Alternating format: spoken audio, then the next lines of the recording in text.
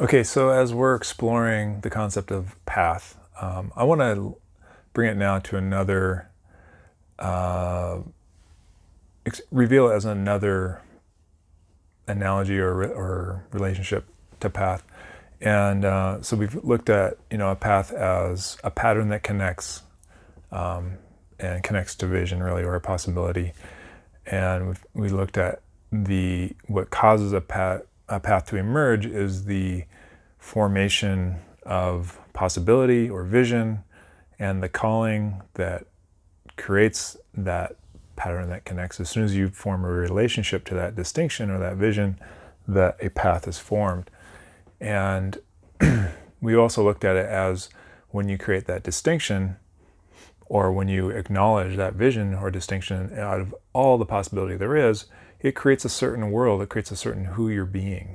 If I am a protector, if that's the vision I have for myself, or the vision I'm called to be in, then the world occurs to me in a certain way. I see things from that perspective, through that lens. I start to notice maybe the potential for conflict, and notice the ingredients for peace around me. And I see things that might be a problem, and I try to help those diminish or resolve those before they become, conflicts. And I also find it important to train and practice the skills of protection and peacemaking, so that I'm able to, fulfill and be that role, which is just a distinction that I was either given or invented, discovered, out of all the possible things to be. It's just an example. So, and that's just, ends up being who you are in every moment. So this is where the path becomes not just a line, but a sphere within which you're living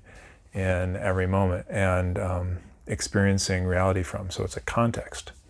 So, and this context is empowered or made possible by the constraints which you choose, those choices you make, that actually empower it. So you might choose to, as the protector example, you might choose to work out, or to study certain things, or to practice certain skills that that's a constraint. That's a choice you do. You say, these are the things I do, these things I don't do, which is a limitation in a sense, but it's also an empowering limitation. So if the constraint thing still feels like a bit of a limitation, let me give you one more example that I really like. And that is, imagine going into a warehouse full of every possible medium for art expression that there is, So there's sculpting and metalwork and painting and drawing and pottery and on and on and on, right? Woodworking and all of these different forms of art, okay? Or artwork, materials. So we're just in a big warehouse, big workshop. And someone comes along and says, make me something beautiful, or make a work of art. And you're looking around at this like huge warehouse of supplies and materials, and it's like, where do you even start? It would take perhaps a couple days to wander through that workshop and familiarize yourself just with the tools that are available, not to mention the resources, and then the techniques and all of the different types of, application for artwork, right? That could be overwhelming in itself. Now, if instead someone gave you a piece of paper and maybe some charcoal and said, make a work of art. What you've done is ratcheted down from all those possible outlets or expressions of art. You've brought it down to you've narrowed it down, and it's much easier to play in that arena, especially if someone said, draw me an animal. Now we're even using more constraints, and it's super freeing. You can actually get right to work. In other words, you can take action. So, I remember another example too is similar. Is when I was young, my dad we used to play this game where we'd do a squiggle with a pencil on a piece of paper, and just do that, And then the other person had to look at that and come along and try to make a image out of it, right? I'm just guessing right now. That's kind of creepy, but right? And that was I made some sort of little alien there. But that was the game, is you start with just a squiggle that didn't mean anything, and you turned it into something that looked like something. That was not the best representation. But to just draw an alien off the top of my head, I probably would, why would I even think that, But having that squiggle, having that one constraint that got me started, it gave me kind of permission it gave me a track. It gave me something to start with. So this is kind of that same theme I'm trying to bring up, is the power of constraints and limiting yourself, because you have so much possibility and potential.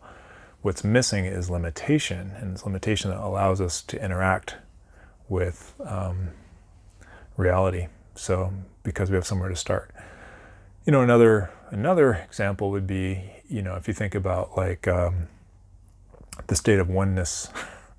So, sometimes people in the spiritual path or in meditation aspire to live in a state of oneness. And from a perspective, that does make sense. I mean, there's something really powerful about that. But from another perspective, oneness, if you were truly in oneness, and that's it, then you would be pretty dysfunctional, because oneness doesn't know about needing to go to the bathroom. Bathroom is just part of oneness, so maybe if you're in oneness, you're sitting there just peeing your own pants, In other words, to be functional, I can't just be everything, and I can't just be in this blissful state, which is maybe a place to touch and to know and to be able to, I would say, live in oneness and be functional would be a different story. But to just be in this enlightened oneness all the time, you're not going to be a functional human, So there's what gives us the ability to take care of our day-to-day life is our limitation, because we can actually have feedback in that sense. So I wanted to go to, okay, the next direction we're going to take this now is the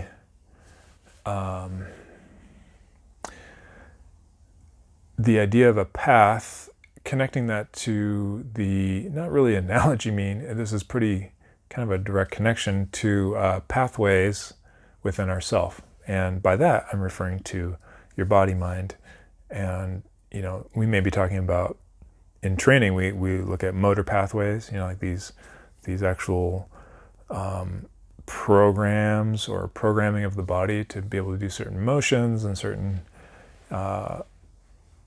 and have certain functioning.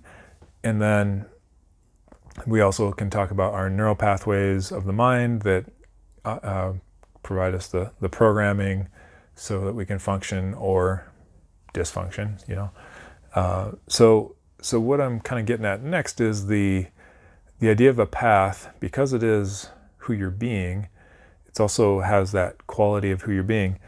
The path is also what I'm going to be referring to as a framework or a map of meaning for you. Okay, so because this is just maybe a little bit more technical way of looking at the idea of creating a world or a context, because you're not actually creating a world out there, right? You're just shifting your frame of reference. You're shifting the way you perceive the world.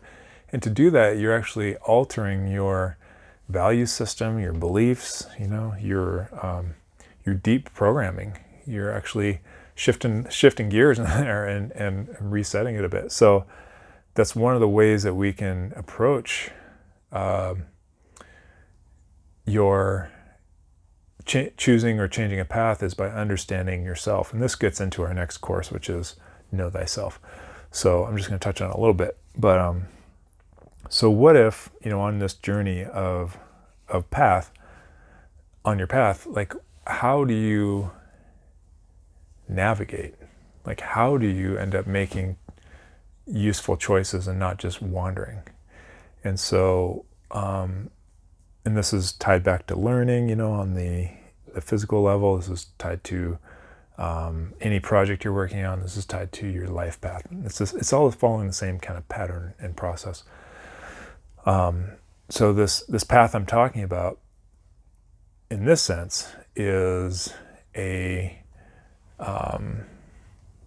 map that a map is also a constraint that you overlay onto reality. And the maps that we use, or the frameworks that we use that create these contexts that we live in, are constraints upon reality. So I want to talk about these fundamental, we're getting very close to the functioning now of how these constraints affect you at a personal level. So there's three types of maps I want to talk about, and in terms of constraints for you that you're using all the time. And the first one is personal maps.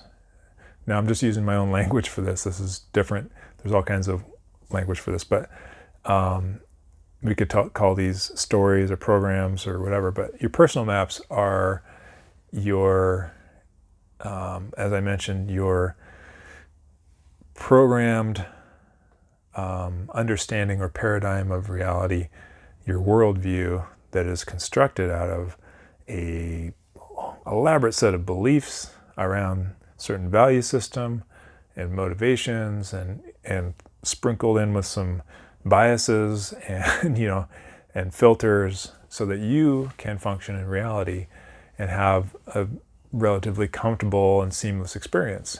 Because again, everything's mystery and there's just so much going on that we just delete most of that, and we see what we want to see, and we create these models or these maps of reality. So, and by map and model is another good word for it. I'm not saying, or what I'm talking about is a representation of reality, right? So, so a path, in a sense, is creating this context. It's a limitation, it's a constraint caused by making a choice that created a distinction that creates a context that is a representation of reality. And it's at that representational level that I want to talk about real quick, because that place is where we can really become the co-creators of our experience. So the personal map, this is a place where we really have the most influence, because it is about you. And as you know, the things you can control in your life, the sphere of control you actually have in your life is pretty darn small. The thing you have the most control over is your own self. You can't do much about the weather, you can't often do much about other people, but you can influence how you think in your own self. So the personal map level is profoundly important when you're creating a context that you're living within.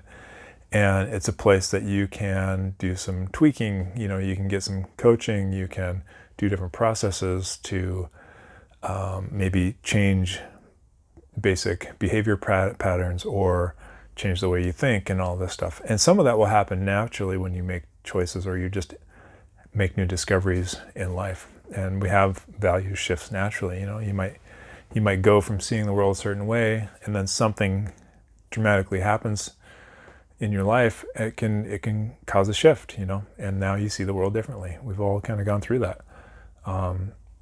So that's personal maps, and this is again the place you have the most influence. So it's really worth looking at. And without getting into that too much, I'm gonna just suggest, if you're really interested in making change at that level and transforming it, check out our next class, Know Thyself. But where we do inner tracking or self-tracking. The second type of map I want to talk about is, I'm just going to call traditional maps.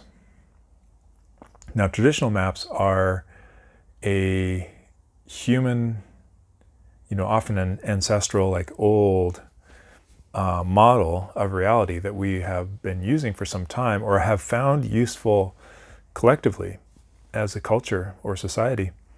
In fact, culture and society are an example. Society is an invention that we found useful. It's a model of interacting with the unknown.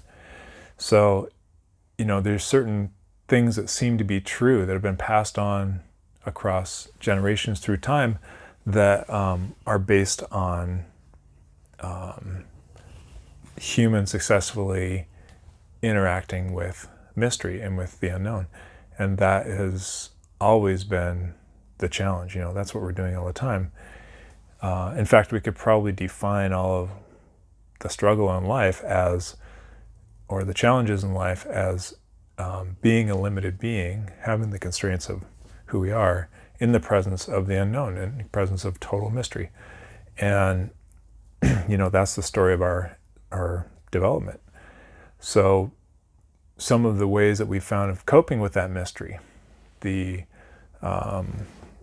tools and practices and skills and mindsets and teachings that have been passed along so that we can basically overlay on the unknown some sort of filter to see it from, so that we can make sense of what's happening and deal with what's coming our way and make appropriate choices and changes. So that's what I'm talking about by the traditional models and maps, and those are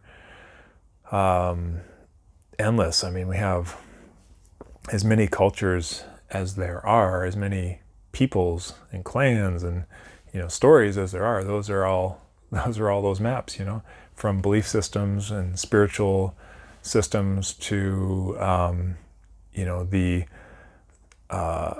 to the scientific world, to all of these ways of being and doing that we have made important and that we have passed along and protected and preserved. They're endless. This is like, if you look in any system that you're learning, these are the survival skills themselves. Actually, are an example. The tools that we don't want to have to relearn how to do. These are models of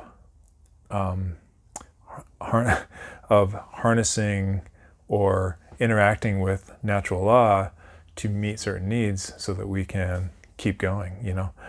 So we can have fire and we can have shelter. Understanding how insulation works, understanding how friction works, and teaching specific applications of these and protecting them and treating them as sacred. So all of our sacred practices and tools, all those are all part of the traditional models and maps that have been the constraints that we use to deal with mystery and to get towards to accomplish our vision. So in a way, that's how we talk about these skills as paths, like tracking is a path. How is it a path? Because it requires this journey, and it requires, these specific constraints to journey within. It's a certain context of living that the tracker sees. The warrior or the protector, same thing. It's a context that they see, and there's a certain there's certain constraints that you overlay on that pathways to make it exist. So really pretty amazing technology in a way that we've come up with as humans to do this and to be able to adapt and be what we need to be in different environments.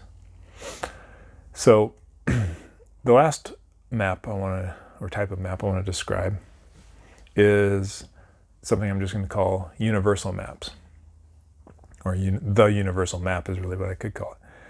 And this is a map that I respect in a deep way, and it's something that can be observed by interacting with nature directly. So this is, in a way, I kind of consider it the most pure of the maps, because the traditional maps always have their cultural and environmental baggage that comes along with them. There's a reason they are the way they are, and they all feel like they're right from their perspective, and they're all true from a certain perspective. And then your personal map is obviously very close to you and necessary and inescapable, but it's also highly corruptible. It's easy to create a story or build on top of artificial or suboptimal beliefs and distinctions and stuff, right? So there's challenges with both of those, and there's challenges with all of them because ultimately they do all filter through you. So, but the universal map is of nature itself. It's like looking at it's as if we could peer at natural laws themselves, if we could see the workings of nature and the map which nature is expressing at all times, in every place, and always has been. And if we could look at that without overlaying our own interpretation too much upon it, of course we have to have some to interact with it, but that would be what I'm talking about with not the universal maps. And we can get insight into these by seeing the principles and patterns and processes of nature at work. And so this is, to me, part of the primal perspective. Okay, so you might look at a principle as the essential attributes of something that make it function. It's the unseen and universal aspects of something that cause its functioning to work. And nature is operating by certain principles. Now, I'm not talking about anything in particular, and that's the challenging thing here, because the principles show up. The effect of the principles show up when nature in all different ways. So one I like to use as an example is balance.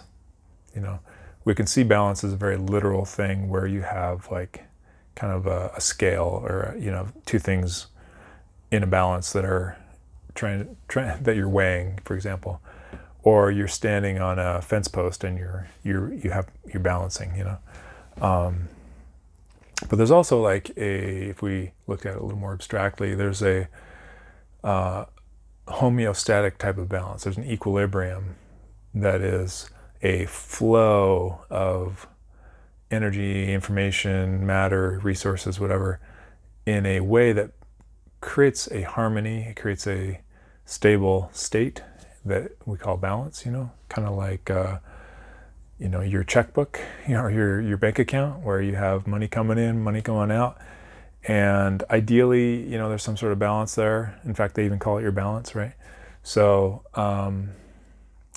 there's also at the kind of a little more esoteric level of, there's balance in the universe as represented by the ancient symbol of yin yang, which is a map, by the way. That's what I'm getting at.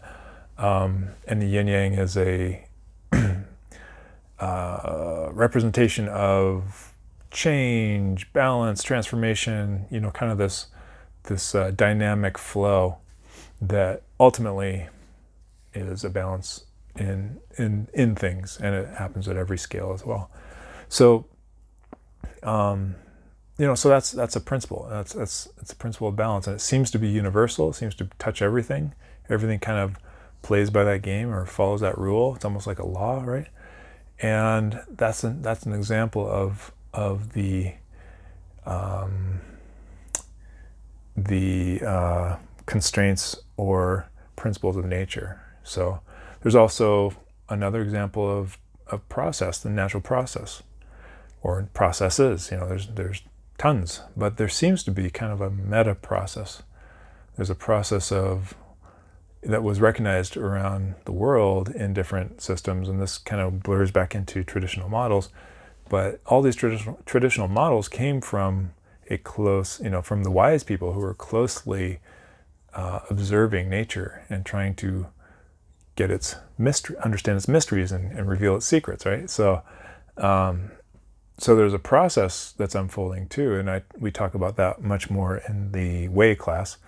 But this process has been noticed that can be mapped.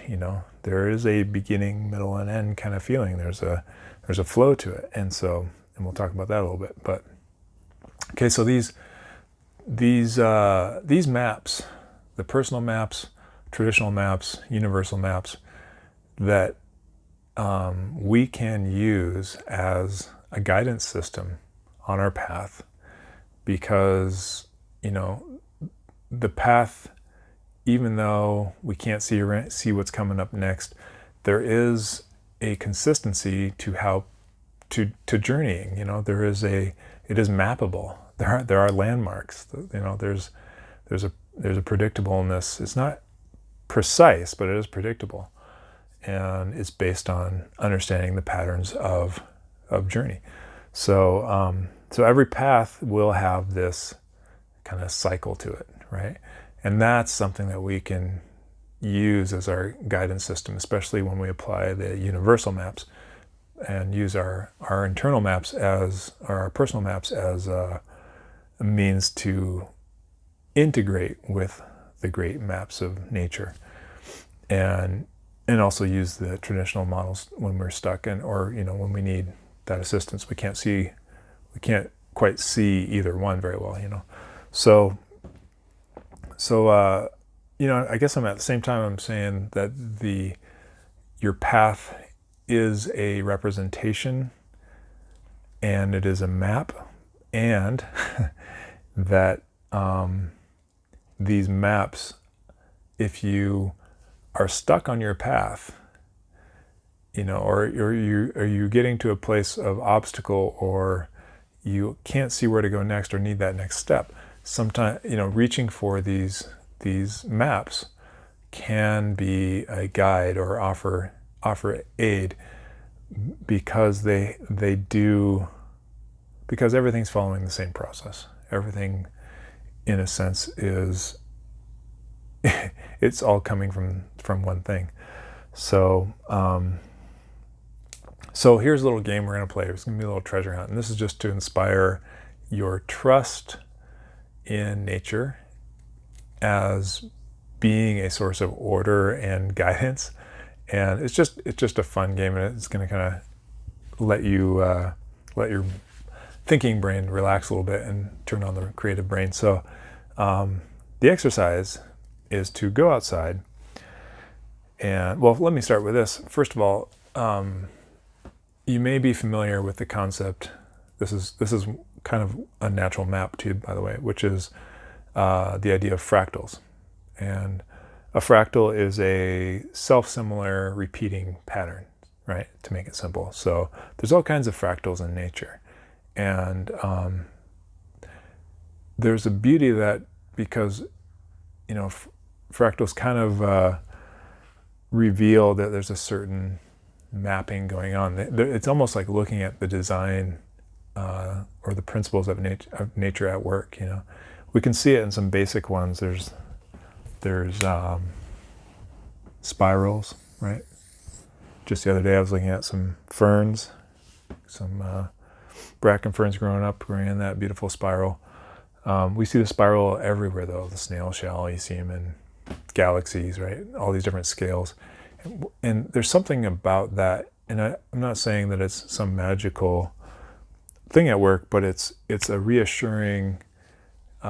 It's reassuring to perceive design or order or pattern in nature from this human perspective. And whenever we see that, we think of it, we call it beautiful, actually. So another very common natural fractal is called the dendritic fractal, which is a branching pattern where things branch and branch and branch, right? And that's you'll see it in like tree roots and branching of trees, and lightning comes down in these forked branches. You see it in our own nervous system and our circulatory system. So another beautiful pattern or map of nature. Another one that we encounter a lot is called concentric rings, which is like not very good circles, but You see that growing in a tree, or in when you throw a pebble in a pond, it makes those concentric circles. And these are all expressing natural law at work. These don't necessarily mean something themselves. I mean, we can overlay meaning on them, but they are revealing that there's a trustworthy, consistent pattern or natural law at work behind the scenes. And it's to me, I enjoy seeing these patterns because they just remind me of the consistency and truth of nature. So there's some other geometrical ones. Sometimes we see it in crystal shapes. You might see out there, but mostly we see a little bit more organic type fractals. But anyway, so I'm going to ask you to do a treasure hunt where you go out and look around and just let your eyes be drawn to the reoccurring patterns in nature, and see if you can see it at different scales too. There's all of this sameness out there that's going on, where you can start to see these principles and patterns and processes. The processes too is another way of looking at it. Might look at the life cycle of a plant, or seeing something becoming something else in nature. Maybe it's the food chain, or the weather patterns, water evaporating and becoming snow and coming down, those kinds of processes. So there's something behind both this design pattern here and these principles and the processes of nature that, when we combine them, really reveal